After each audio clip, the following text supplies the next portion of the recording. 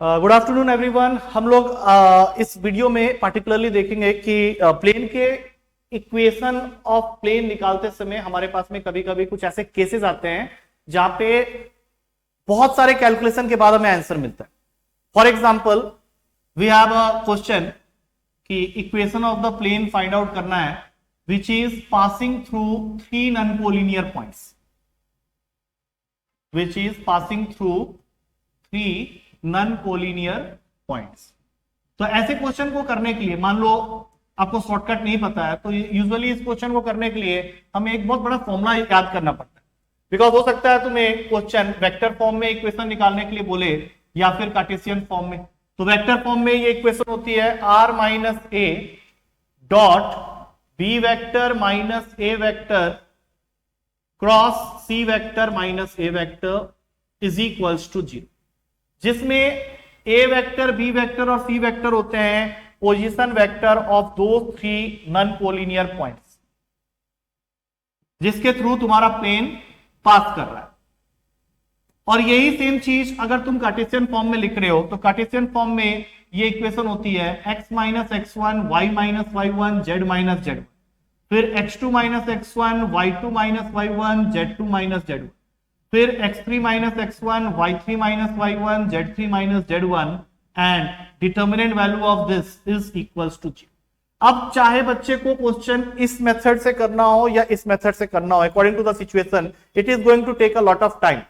तो अगर इस क्वेश्चन को हमें विद इन टाइम जल्दी करना है तो इसका सिंपलेस्ट अप्रोच क्या होगा? Don't use this, don't use this. सीधा हम लोग क्या करेंगे, मान लो तुम्हारे पास में क्वेश्चन आता है कि find the equation of the plane passing through 3 minus 1 2 2 minus 3 minus 5 and 5 7 minus 1। तो हमारे पास में 4 आंसर्स होंगे ऑप्शन के अंदर में। अब ये ऑप्शंस में अपने हिसाब से कुछ भी लिख देता हूं अभी फिलहाल के लिए। 2x plus 3y minus 5z minus 7 equals to 0। अब तुम्हें चेक करना है कि ये आंसर सही है या नहीं। तो तुम्हें प्लेन की इक्वेशन बनाने की जरूरत नहीं है क्योंकि चारों ही ऑप्शन में इस तरह के 4 इक्वेशंस दिए होंगे। So what you have to exactly do, तुम इन पॉइंट्स के एक्स वाई जेड कोऑर्डिनेट को इसके अंदर में पुट कर दो। दो ही चीजें पॉसिबल है, या तो ये point 3 minus 1 2 X Y Z के जगह जब पुट होगा तो उसको सेटिस्फाई कर जाएगा। इसका मतलब है कि तुम्हारा प्लेन इस पॉइंट को सेटिस्फाई कर रहा है, मतलब उसके थ्रू पास कर रहा है। उसके बाद सेकेंड पॉइंट को पुट करना सेम तरीके से, तो it will be giving you again 2 things, या तो वो उसको सेटिस्फाई कर रहा होगा या फिर नहीं कर रहा होगा। सपोज इस बार ऐसा होता है कि 2 माइनस 3 माइनस 5 डालने पे ये इक्वेशन उस पॉइंट को सेटिस्फाई नहीं कर रहा है, तो फिर इस ऑप्शन को तुम वहीं पे छोड़ सकते हो। अब जाओगे बी ऑप्शन में। बी ऑप्शन में मान लो तुम्हें ऐसा ही कुछ लिखा हुआ मिल जाए 3x minus 4y plus 7z minus 8 equals to 0। But इस बार क्या होता है कि when you put the first point 3 minus 1 2 तो ये सेटिस्फाई हो जाता है, दूसरा पॉइंट डालते हो वो भी सेटिस्फाई हो जाता है, तीसरा पॉइंट डालते हो वो भी सेटिस्फाई होता है। तो फिर आंसर यही ऑप्शन होगा। यू डोंट हैव टू सी और सी एंड डी ऑप्शन। उस केस में तुमको उसको चेक करने की जरूरत ही नहीं है। रेदर देन दैट, अगर आप इसको ट्रेडिशनल अप्रोच से कर रहे हो तो सबसे पहले तो देखो इन पॉइंट्स को तुम्हें नेमिंग करना होगा x1 y1 z1 x2 y2 z2 x3 y3 z3। चलो वो काम हो जाता है जल्दी से। फिर एक बार तो तुमको फॉर्मूला लिखना ही पड़ेगा, एंड द फॉर्मूला जो कि मैंने अभी जस्ट तुम लोग को बताया था, फर्स्ट रो में आ गया x minus x1 y minus y1 z minus z1, दूसरे रो में है x2 minus x1 y2 minus y1 z2 minus z1, तीसरे रो में है x3 minus x1 y3 minus y1 z3 minus z1। अब देखो जितने देर में तुम ये फॉर्मूला लिखोगे उतने में तुम्हारा 3 ऑप्शंस चेक हो चुके होंगे। अब इसके बाद तुम्हें ये वैल्यूज भी डालनी है, तो ये डिटर्मिनेंट क्रिएट हो जाएगा x minus 3 y plus 1 z minus 2। x2 minus x1 करोगे 2 माइनस 3 माइनस 1, फिर ये माइनस 2 और फिर ये माइनस 7। उसके बाद ये 5 minus 3 2 7 minus of minus 1 8 minus 1 minus 2 minus 3। अब इसके बाद तुमको इसको सॉल्व भी करना है। सॉल्व करने के लिए कई बार बच्चे सोचते हैं चलो कर लेंगे इसको सॉल्व, लेकिन जब तुम इसको ओपन करोगे तो हो सकता है कि तुमसे कुछ ना कुछ गलती हो जाए, और जितना टाइम तुम इसको करने में ले रहे हो उतने देर में तुम ऑलरेडी आंसर तक पहुंच चुके होगे, क्योंकि ये जरूरी नहीं होता कि ए बी सी डी में से कोई आंसर डी ऑप्शन में ही हो सकता है तुम्हारे बी ऑप्शन में, जैसा मैंने बताया कि ये तीनों पॉइंट्स को पुट करने पे ये सेटिस्फाई कर जा रहा है, तो ऑटोमेटिकली वो तुम्हारा आंसर का काम कर जाएगा। आई होप तुमको ये चीज समझ में आ गई है, ये मैंने क्या समझाने की कोशिश की है, बिकॉज यूजुअली पेपर में इस तरह के क्वेश्चंस आते हैं तुम्हारे। So with this approach, you can solve the question in the fastest way. That's it. Thank you to all of you. I am Anshu Sharma, a student at the CAVALIER, Rajouri Garden, Delhi. I came to know about the CAVALIER from the internet. I took the NDA written examination coaching from the CAVALIER in April month in the online mode.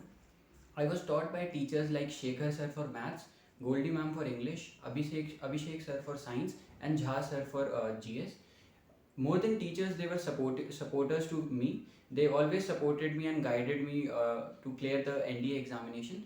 I was able to clear the NDA examination, which was conducted in the month of November, 14th November, through my hard work and the continuous efforts of my teachers and their guidance. After that, after clearing the NDA written examination, I took the SSB coaching from the Cavalier. I currently have two SSBs coming up. One is for the technical entry, and one is for the NDA written NDA entry. I was after joining the Cavalier for the SSB coaching. I have seen a lot of difference in my personality. I took the 2 weeks coaching from the Cavalier. Since the last week I entered Cavalier, I have seen a lot of changes in me. First, I was a little hesitant in addressing a large audience or speaking in front of people. But after practicing all the lecturates here and after using all the tips and tricks which were given to me by the teachers here, I have been able to address the all the hesitance which was in me was removed by the practice which I did with the teachers here. Now I am able to communicate my thoughts in a organized manner, and I am still working on it, and I am sure I'll be able to fulfill all the requirements which are required to address a large audience. Apart from that, I also learned how to optimize time or how to make the correct use of time whenever we are free or whenever we are given a task. I'm also working on that, and I'm sure I'll be able to learn it in a very short while, and I'll continue to make efforts for it. Talking about the teachers here, we had Commodore Jaitley sir for as our interviewing officer. We gave 2 mock interviews at the Cavalier, out of which they were recorded as well. So after the interviews were conducted, we were taught about the weak points which we had, or where we were lacking. So we could work upon that weak points to be able to conquer our weak points, and to basically improve our communication skills and improve our performance at the interview. Apart from that, we had KK Dua sir as our Commodore KK Dua sir as our psychologist officer here. He taught us a lot of things like how to write the stories in the TAT exercise, in the WAT exercise, the SRTs which are conducted, and the self description as well.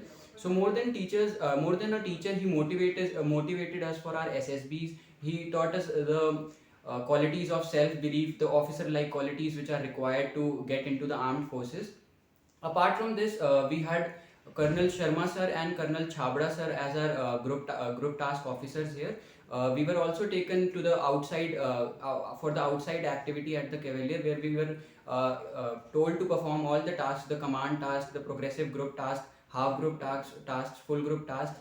And apart from that, we also had a very interactive group sessions like the group discussion activities and the lecturate, where we are supposed to address a large number of people sitting in front of us. So all this was a great experience at the Cavalier, and I came to know a lot about the Cavalier through this experience. Thank you.